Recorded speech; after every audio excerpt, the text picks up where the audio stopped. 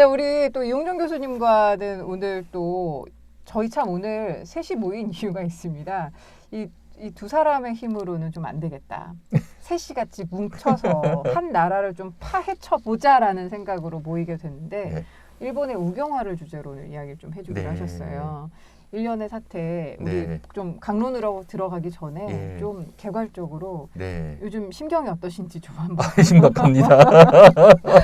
이야기를 아니 해주시죠. 지난주에 지난번에 그 이용수 할머니가 말씀하신 이제 국제사법재판소 제소 가능성, 승소 가능성에 대해서 말씀을 드렸는데 네네네. 사실상 제소 가능성이 이제 현행 법 체계로서는 굉장히 제한되지 않습니까? 예. 그래서 그 다음에 말씀드린 게 그럼 어떻게 할 것이냐라고 말씀을 드렸는데 이제 오늘 그 2부로서 그 대안. 네.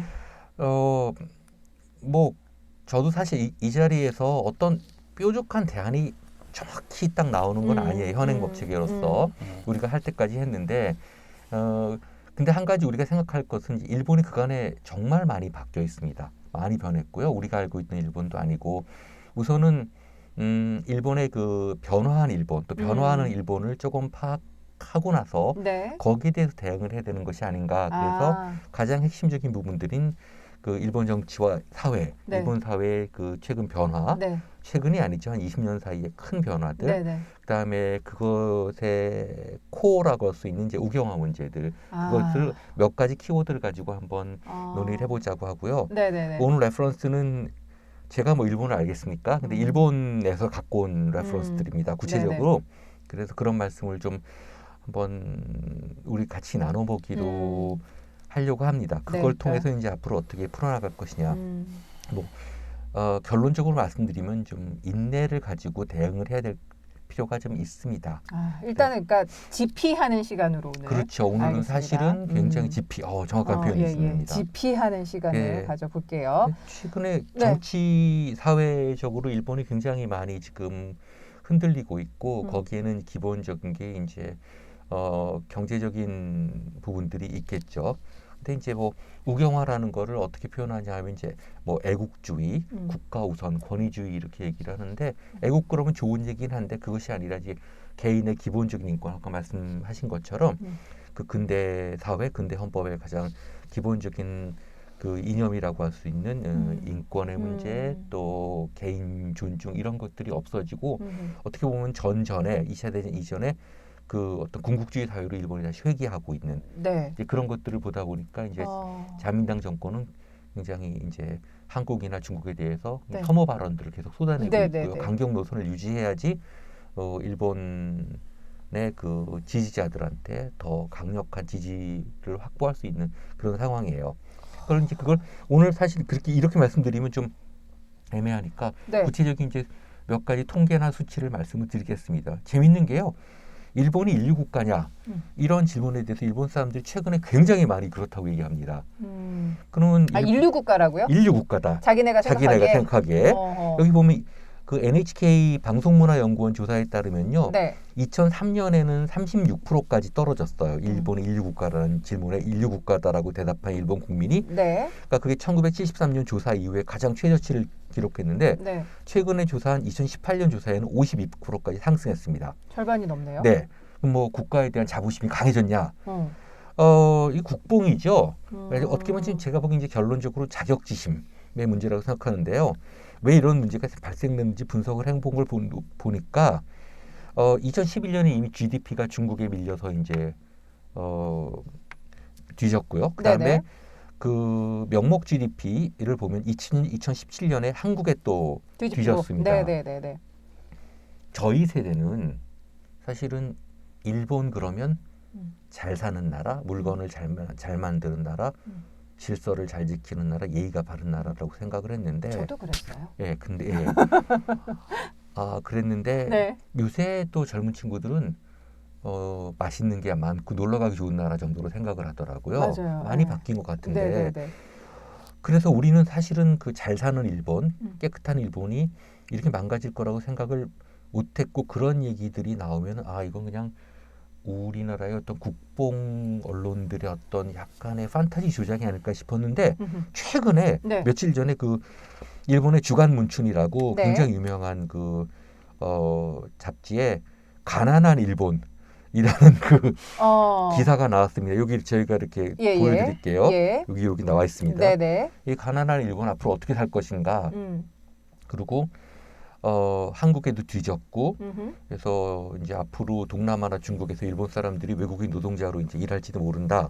그런 것들을 구체적인 수치를 들어서 이제 얘기를 하고 있습니다. 그러니까 외국인 노동자가 일본으로 들어와서 일하는 게 아니라 아니라 일본 사람들이 노동자가 동남아 외국인으로 가고 일할 수도 있게 그럴 아니 시대가 올 수 사실상 있다. 많이 그렇게 됐다고 얘기를 주간 문춘에서 얘기를 하고 있습니다. 그래서 지금 어쨌든 간에 일본 경제는 나날이 하락해서 2019년 그러니까 1991년부터 2019년까지 그 평균 경제 성장률이 0.9%예요. 그다음에 2008년에는 마이너스 3.6%까지 갔습니다. 네네네. 여기 제가 좀 자료가 있는데요. 네. 아주 심각한 상태고, 근데 그에 비해서 1956년부터 1973년까지는 연평균 9.1% 성장. 일본에. 일본이요. 와. 우리도 그렇게 거의 아. 못해봤지 않습니까? 막 잘 나갈 때 거의 그 정도. 네. 막 잘 나갈 때. 네네. 진짜 1년에 9.1%라는 건 엄청난 성장을 한 건데 지금 현재 보면은 경제 성장이 거의 침체된 상태로 이제 디플레이션이 장기간 지속되면서 일본 사람들이 굉장히 많은 침체감으로 있다 보니까 거꾸로 자기 긍정감을 강요한다고 할까? 이런 사회적 분위기가 되고 이런 정치 사회 전반적인 환경이 일본을 지배하고 있다. 근데 그렇다면 이제 그것을 이용한 게 이제 자민당의 그 우파들이 그 우경화를 이끌어낸 거죠. 근데 제가 이제 일본에서 이제 전문가들한테 얘기를 들어보면요. 네.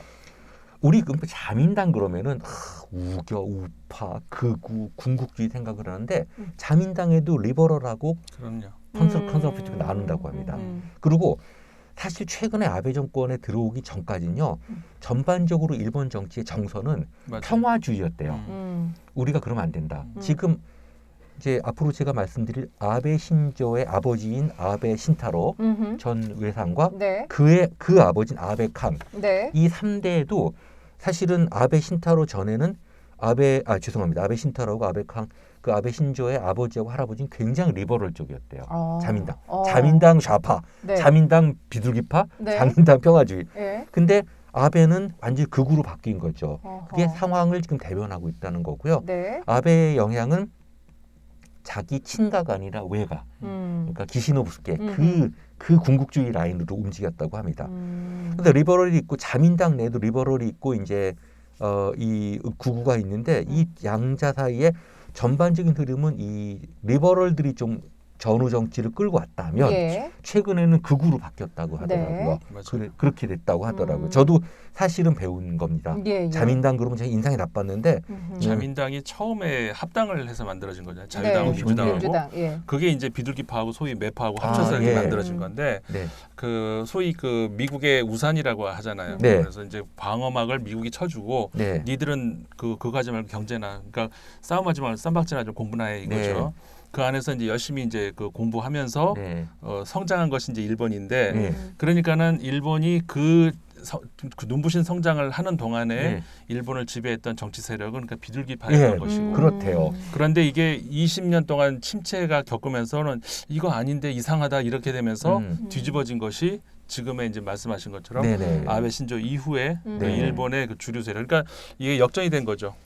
그다음에 이제 민주당 정권들이 잠깐 들어왔었는데 그 냉전 종식과 함께 민주당이 이제 좀 사회주의적인 경향을 띠다 보니까 그거에 대한 국민의 지지가 이제 더 이상 오질 않고 그러다 보니까 자민당 그 매파로 다시 지금 정권이 바뀐 상태인데 거기에 가장 핵심적인 부분이 이제 제가 첫 번째로 말씀드릴 일본 헌법 제9조 네. 개정 문제. 네. 이건 정말 지금 말씀하신 그 리버럴하고 컨서버티브 이 우파와 좌파, 평화파와 그 군국주의파의 그 어떤 대결의 가장 핵심의 그 구조가 있습니다. 뭐 평화헌법이라고 많이 들어보셨겠지만 일본 헌법은 국가의 기능으로서 전쟁을 완전히 영원히 포기한다. Forever renunciation. 그래서 포기한다라고 명문으로 규정을 하고 있습니다. 네네. 근데 그 사실 그 기저에는 일본이 전전에 포기했던 그 국민 주권, 그다음에 기본 인권 이런 문제들을 다시 헌법에 가장 중심적인 코어 아이디어로 갖고 들어온 건데요.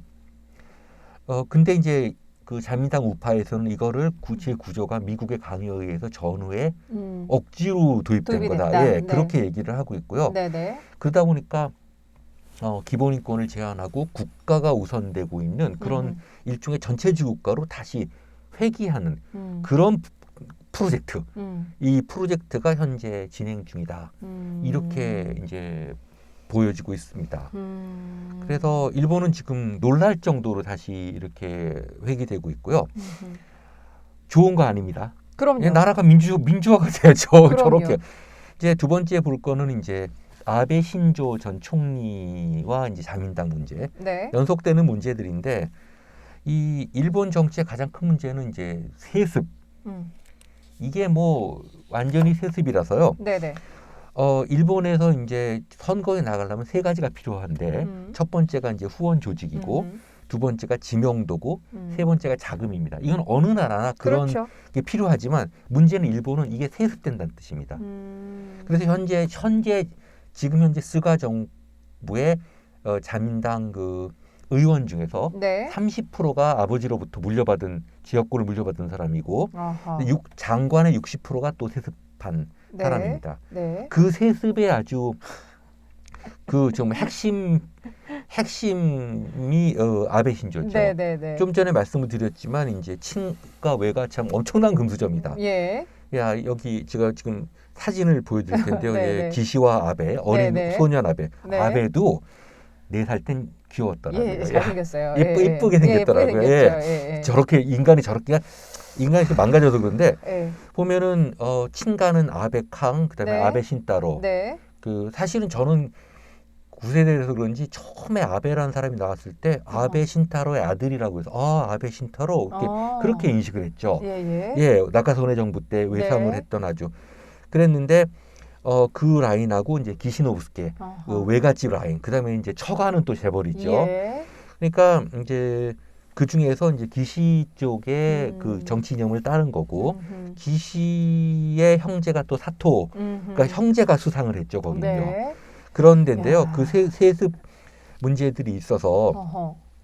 제가 이렇게 조사를 해보니까 하시모토 류타로부터 아베 신조까지 자민당 출신으로 8명이 연속 총리가 세습된 사람입니다. 아니 이거는 거의 왕조 옛날 시대, 왕조 시대의 시대죠. 뭘 보는 것 같은데요. 그러니까 결국은 이 사람들이 네. 결국은 자신의 지지파를 확보하기 위해서는 좀 더 강성 정책으로 나갈 수밖에 없다는 거고 지금 젊은 세습된 3세 의원들도요. 국가의 개혁이라든지 사회 발전 이런 아무 생각이 없답니다. 아무 생각 온리 그냥 자기 지역구를 유지하는 정도니까 아버지 세대보다 더 보수적이 되고 더 우경화가 되고 있는 게 구체적인 이런 통계에도 많이 지금 드러나고 있습니다. 오죽하면은 네. 지금 스가 총리가 처음에 총리가 됐을 때 흑수저 출신 총리다 뭐 이렇게 했잖아요. 근데 우리가 알고 있는 흑수저라고 생각하면 안 되고 지금 얘기하신 것처럼 오죽하면 그 사람이 흑수저 그 사람이 흑수저라고 그 사람 아버지 되게 부자예요. 네, 네. 그래요? 네, 저 딸기 농가 크게 해가지고 되게 부자. 그러니까 흑수저라고 할 수 있는 그러니까 사람이 그럼에도 불구하고 워낙 다른 그 정치인들이 그렇죠. 세습과 여러 가지 왜냐하면 것들을 스가는 대대로 이어오고 있으니. 있으니 정치인이 아니거든요. 아하. 정치하겠다고 하니까는 아버지가 하지 말라 그랬어. 근데 네. 자기는 아버지 사업 물려받기 싫다고 나가서 정치를 해서 한 것이 그게 무슨 흑수저예요. 그렇죠. 말도 근데 아니죠. 다른 사람들에 상대적으로 비해서 봤을 그런 때 것이고 대학 세상에. 출신이 뭐 상대적으로 다른 사람에 비해 그 사람도 좋은 대학 나왔어요. 네. 근데 다른 사람에 비해서 그렇다는 것이고 네, 네. 오죽하면 그러겠어요. 그러니까 아. 이제 그 스가 전까지 8명의 총리가 전부 세습될 정도니까 그 어떤 일본 사회의 변화 같은 것들 이 사람들이 사실은 정치 세력들이 확 바뀌어야 되거든요. 네네. 바뀌면서 교체도 되고 그래야 되는 건데 네. 그런 게 전혀 없는 상태로 있고 현재로서는 아베 신조가 자민당 내 핵심이기 때문에 그거를 일본어로 말하는 게 가면을 쓴 아베라고 스가를 네네. 현재 가면 쓴 그쵸, 그렇게 할 정도로 네. 현재까지도 아베의 영향력이 막강하다고 이제 그렇게 되게 근데 이런 나라를 전하고 있습니다. 이런 나라에서 뭐하러 투표를 하죠? 그러니까 그게 사실은 큰 문제라는 네. 거예요. 그러니까 제도적 의미에서의 투표 네네. 그거는 뭐 어디 뭐 웬만한 북한도 나라 있잖아요. 북한. 웬만한 나라 다 네, 있죠. 네, 네. 그런데 제도적 의미에서 투표가 중요한 게 아니잖아요. 음. 과연 진짜 투표가 음. 정치를 바꾸는 그 그러면 영향력을 의미 있는 투표 그렇죠, 행사를 하느냐. 네. 네. 네. 그게 있는 거지. 그냥 그 아, 가가지고 그러니까 이게 제가 자주 얘기를 했습니다만은 민주주의하고 포퓰리즘하고 차이가 이제 그게 있거든요. 포퓰리즘도 다 그 제도적 의미에서 민주주의 국가예요. 네. 포퓰리즘 지배하는 사회도. 네, 네, 네. 그런데 그 차이는 뭐냐면은 주권자로서 내가 주도적인 그 국가 운영에 내가 관여를 하느냐 그런 생각을 가지고 있느냐 그리고 그 생각으로 투표를 하느냐거든요. 근데 그게 아니고 이 정권이 그러니까 개인마다 앞으로 이제 전진할 때 장애물이 있잖아요. 장애물은 누구나 있겠죠. 이 장애물이 근데 나 개인적인 어떤 장애물이 될 수도 있고 아니면 어떤 정말 그 국가적인 해악일 수도 있는 거잖아요. 나의 장애물이 곧 국가적 해악이라면 그건 당연히 우리가 저항을 해야 되는 것인데 그렇지 않을 수도 있는 거잖아요. 어떻게 하다 보니까 나에겐 장애물이지만 그렇죠. 다른 사람한테는 혹은 국가에는 안 그럴 수도 있는 네, 거잖아. 네, 네. 근데 그런 고민이 없는 거죠. 그러니까는 나한테 해로우면 이제 반대, 나한테 이로운데 국가에서는 해악일 수도 있잖아요. 네. 그런 고민을 과연 하겠느냐는 거죠. 그런 아하. 거 없이 그냥 그 나의 권리를 주장하는 것, 주권이 아닌 나의 개인적인 권리를 주장하는 그게 이제 포퓰리즘이란 말이에요. 그러니까 투표를 한다는 것 그 자체가 꼭 중요한 것은 아니고 내가 이번에 투표를 왜 하지? 누구를 하지? 근데 그 사람을 내가 왜 찍으려고 하지?라고 한번 생각을 해보는 것. 근데 일본에서는 이미 그 뭐 이따가도 우리 말이 나올 수 있겠습니다만은 그 시민 사회도 물론 있죠. 학자들도 있죠. 양심 있는 학자들도 있는데 그들과 일본 투표 유권자들하고는 완전히 격리돼 있어요. 근데 더 이상 그 정치를 할 수 있는 그런 그 유권자들이 아닌 것 같아요. 자, 그러면 지금까지 일본의 좀 우리가 변화가 좋은 변화면 좋겠는데 진짜 더 안 좋아지고 네네, 안 있는 좋아지고 그 있습니다. 상황에 대해서 이해를 돕기 위해서 지금 용준 교수님께서 키워드를 몇 개를 가지고 오셨는데 이 후원되고 있는 세습되고 있는 정치 구조에 대해서 네. 설명을 해주셨고 이번에 또 어떤 키워드로 좀 이해를 해볼 수 있을까요? 이번에 이제 그 국제 조직범죄 방지 조약이라는 이제 키워드를 생각해야 되는데요. 조직범죄 방지 조약. 네네네. 웬 뜬금없는. 네. 예, 근데 이게 굉장히 일본 사회의 변화의 어떤 코어에 있습니다. 어허. 이게 사실 유엔 조약이거든요. 네. 여기 보시면 United Nations Convention Against Transnational Organized Crime. 그래서 조직범죄 방지 조약인데 네. 원래는 뭐 인신매매라든지 마약 밀매라든지 아니면 돈 세탁 같은 것을 이제 방지하기 위해서 국제적인 이제 어떤 조치를 취하는 그런 거였는데 거기까지 이해됐어요. 네. 네네네. 근데 문제는 네. 아베 정부가 이거를 이용을 한 거예요. 자, 우리는 지금 올림픽을 해야 된다. 그래서 테러를 방지해야 된다. 따라서 테러를 그 공모하는 죄를 처벌하는 입법을 해야 된다. 이제 이렇게 나온 거죠. 그게 일본 사회의 큰 이슈였습니다. 네. 왜냐하면 일본은 아직도 그 전의 치안유지법 이런 거에 대한 공포가 있기 때문에 그 어떤 실행되지 않은 범죄를 처벌하는 거 이런 것들에도 굉장히 예민했거든요. 네네. 그래서 3번이나 이제 그게 유예가 되다가 네. 2017년에 결국은 그 공모죄를 포함하는 네. 그런 법안들이 수도 없이 국회를 통과했어요. 예, 이제 아시다시피 뭐 어느 나라나 그런데 이제 근대 헌법에서는 체결된 조약이나 일반 국제법은 국내법과 동일한 효력을 갖지 않습니까? 그렇지만 일반적으로 어떤 조약이 체결되기 위해서는 그에 맞는 국내법 정비가 필요하거든요. 네네. 그것을 이행입법이라고 합니다. 네.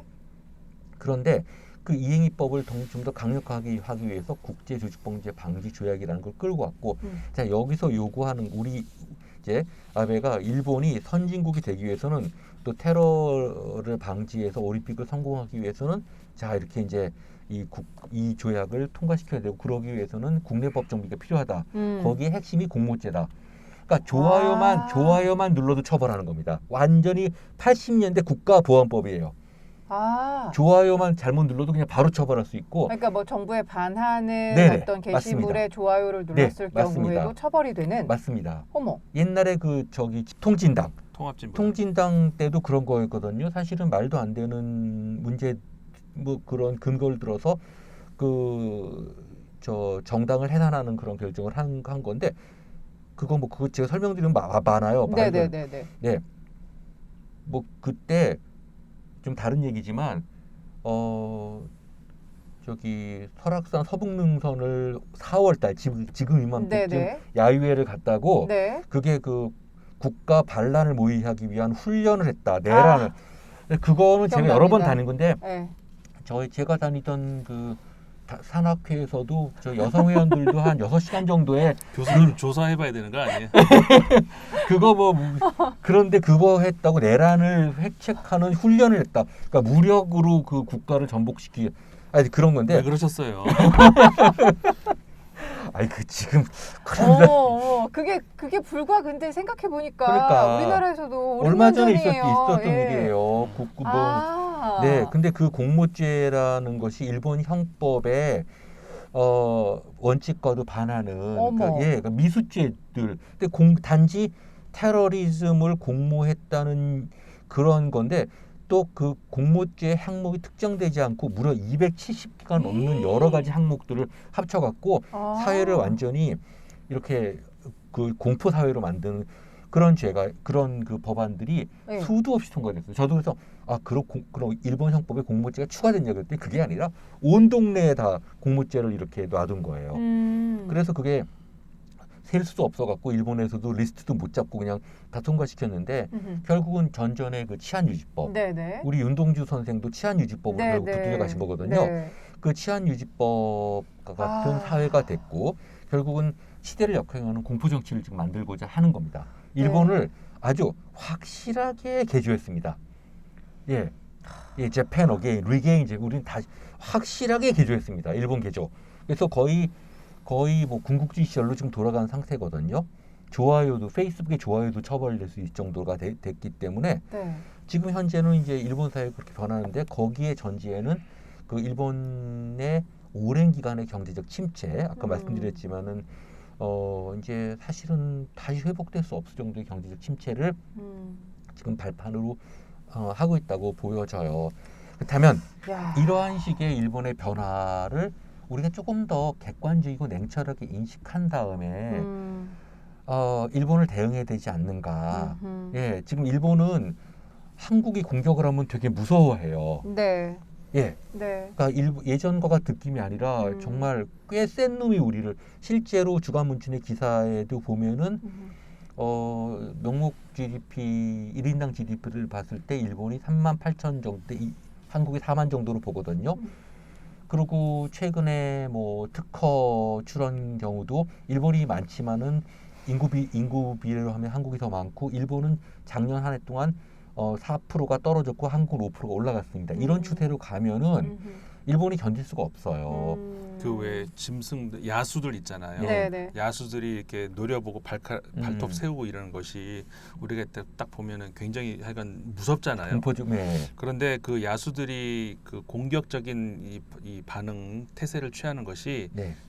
그 안에는 이렇게 공포가 있어요. 공포가 그렇죠. 자기의 두려움이 그렇게 발현되는 공포가 거겠죠. 이걸로 나오는 예, 거거든요. 예, 예. 이게 그러니까 동물적인 본능인데 네. 그 동물과 사람은 동물이기도 하면서 네. 이성적 존재이기도 한데 어떤 그 위기의 상황에서는 동물적 본능이 나오잖아요. 네. 지금 일본 같은 경우 그러니까 제가 말씀 좀 전에 교수님 하신 것처럼 그 한국이 참 우스워 보이던 나라인데 가만히 그냥 놔두고 보니까 점점 따라도 이제는 이 일본을 위협하면서 분야에 따라서는 역전하는 그런 것까지 나온단 말이에요. 네. 영토도 작고 인구도 적은 나라인데 거기에서 일본인들이 근데 자기는 20년 동안 계속 제자리 걸음만 하고 있습니다. 네, 네, 네. 그러면서 느끼는 그 공포감이 우리가 그러니까 항상 그런 게 있잖아요. 그냥 남의 그 쟤는 왜 저래 쟤는 하지 말고 그쪽으로 한번 내가 들어가서 한번 들어갔다 봐야 돼요. 이 심리가 뭘까라고 하는. 내가 잠깐 일본 사람이 한번 돼보자는 거예요. 그래가지고 이 심리가 뭘까? 그러면 저들이 가지고 있는 것은 좀 공포다. 네. 이런 것들이 우리가 알 수가 있는 거거든요. 일본 사람들은 지금 한국에 대해서 공포를 느끼고 있어요.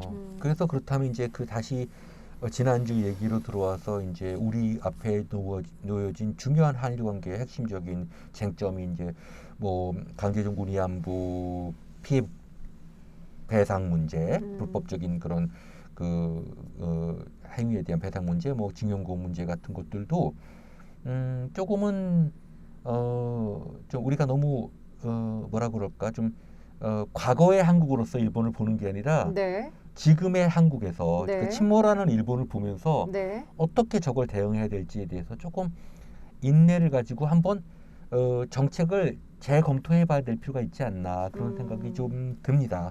저도 이렇게 뭐 지금 현재 현행 법 체계 속에서 이걸 하나로 끝낼 수 있는 방법은 참 제한되고 또 하나는 제가 이렇게 한일 관계를 보니까 법적인 측면에서 보면은 우리가 방어 무기는 좀 많이 있는데 소위 공격 무기가 좀 없어요. 왜 그러냐면 65년도 한일 기본관계조약과 청구권 협약을 잘못 체결했어요. 네. 그렇죠. 그러다 보니까 공격 무기는 좀 없는 거예요. 일본이 공격하는 걸 방어는 좀 할 수 있는 논리들이 많은데 그래서 이제 이걸 한일 관계를 어떻게 재편할 것인가 그 재편 과정에서 이제 우리 앞에 놓인 중요한 문제들을 좀 대응해 나가야 되지 않는가 그런 정도 지금 사실 65년도 한일 협정 우리가 맞습니다. 과거에도 말씀을 한번 네. 했었잖아요. 많이 얘기도 나오고 했었지만 우리도 얘기 다뤘지만 우리가 그 마냥 뭐 우리가 못났다 잘못했다 그런 것들도 지양해야 되고 마냥 국뽕으로 치닫는 것도 지양해야 되는데 냉철한 사고가 좀 필요한 것 같아요. 네.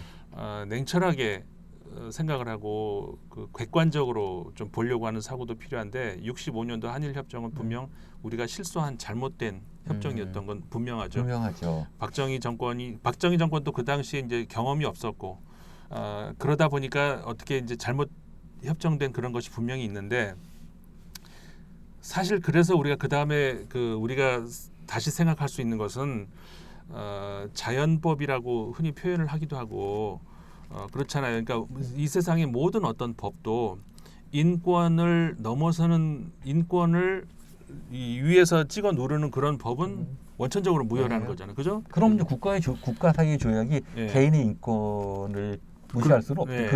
그런 국제법은 없어요. 그렇죠. 예. 그렇기 때문에 거기에 초점을 맞춰가지고 인권을 국가에 아무리 보상을 뭘 한들 개인한테 보상을 해주지 않는 그리고 개인의 어떤 그 피해를 적절하게 대응하지 않고 배상하지 않고 보상하지 않고 그런 그 조약은 그리고 협정은 아무리 어떤 협정이라 하더라도 국제법이라 하더라도 그거는 그럼 무효가 될 수 있다는 거. 그럼요. 바로 그렇죠. 그래서 이제 거기로 그러니까 자꾸 65년 그렇게 했는데 왜 그러냐 법적으로 됐는데 왜 그러냐라고 따지는데 거기에 우리가 말려들면 안 돼요. 그거는 잘못된 협정 맞아요. 하지만 그 협정이 자체가 잘못됐다는 그 논리로 임해야지 65년도에 다 끝난 문제를 왜 지금 가서 그러냐. 거기다 말려 들어가면 안 돼요. 실제 일본 정부도 그렇게 얘기하고 있지는 않습니다. 근데 지금 이용준 교수님께서 일본 사회의 변화를 우리가 좀 이해하자. 그리고 일본이 우리에게 지금 대하는 태도가 자신들의 자격지심과 여러 가지 두려움에서 나타나는 공포에서 나타나는 것들이 없지 않아 있다라고 이해를 해봐도 솔직히 이해를 해봐도 국제사회에서 일본이 행하는 지금 어찌 보면은 행사하는 권력이 크잖아요. 아직은 제가 보기에는 뭐 두 분 말씀하시기로 우리나라가 굉장히 많은 것에서 뛰어 올라갔다고는 합니다만 아직도 일본 국제 무대에서의 파워는 일본하고 우리하고 비교가 안 되는 상황이잖아요.